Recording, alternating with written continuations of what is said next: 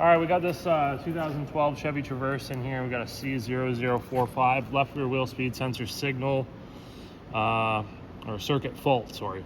So we're gonna just be rifling a sensor into this thing. Not saying that it could be the sensor, or only the sensor. Could be wiring as well. But we've replaced both rear wheel bearings because the tone rings have fallen off. They're just little magnetic strips.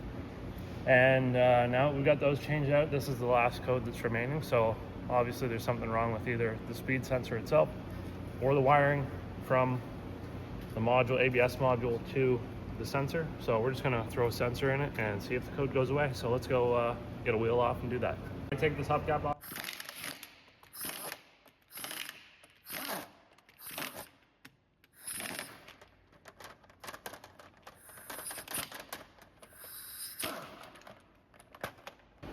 And then we go ahead and take our wheel nuts off. These are 22 millimeter, or they should be anyways.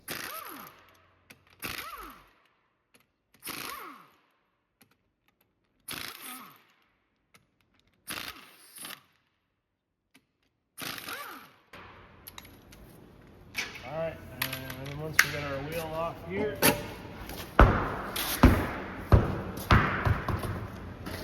you can see our sensor right along here. It just goes down into the knuckle. I'll get some light in there. I believe the sensor's held in by a 10 millimeter bolt.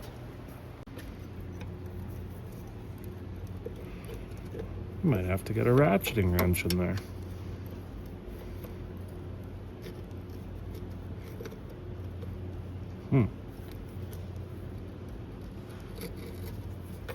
All right, so this big bolt, the suspension bolt that's up here, gets in your way. You might be able to use like a little short 10 millimeter with a swivel. I'm just using a wrench. We're just gonna wrench this thing out. I'm gonna go get a ratchet wrench and see if that works any better.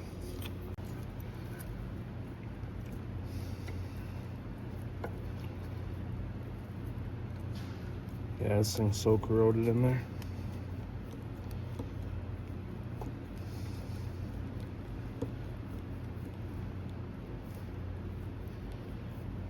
I gotta hit some penetrating fluid on that, see if that'll get in there.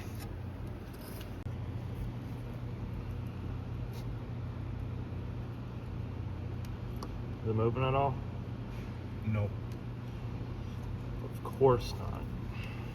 All right, so yeah, you basically just get yourself some pliers and try to get on that sensor. And I like to try to twist back and forth to try to get that corrosion bond to break free from the sensor to get it out.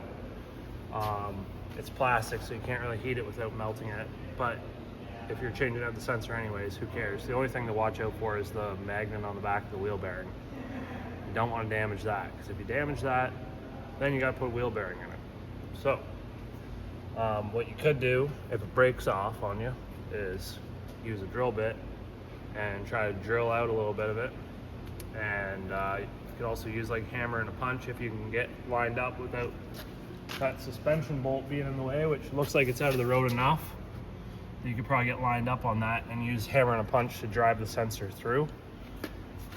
The sensor has a flat spot. This is what's going to be facing towards the bearing, the flat spot, and then it doesn't go flat all the way though, so you have to drill out until you get to like that flat spot area.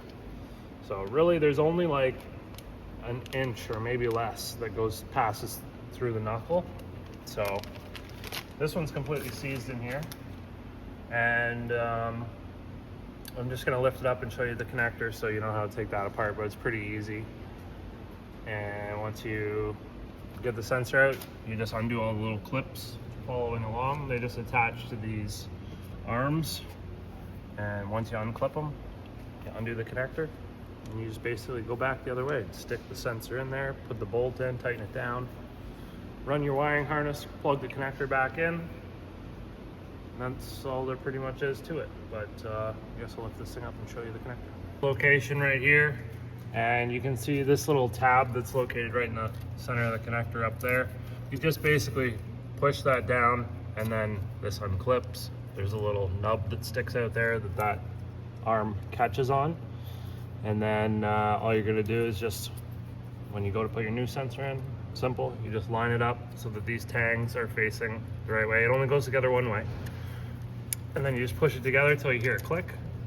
And there's two little holes in the frame there. You just stick that connector back in like that. And that's pretty much it. There's a rubber grommet right here. And you just rotate the grommet basically to get it out of the hole. And same for putting it back in.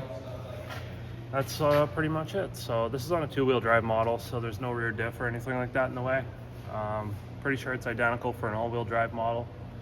That's pretty much it. Hopefully this video helps. If you have any questions, throw them in the comments. Give the video a thumbs up, subscribe, and we'll see you in the next one.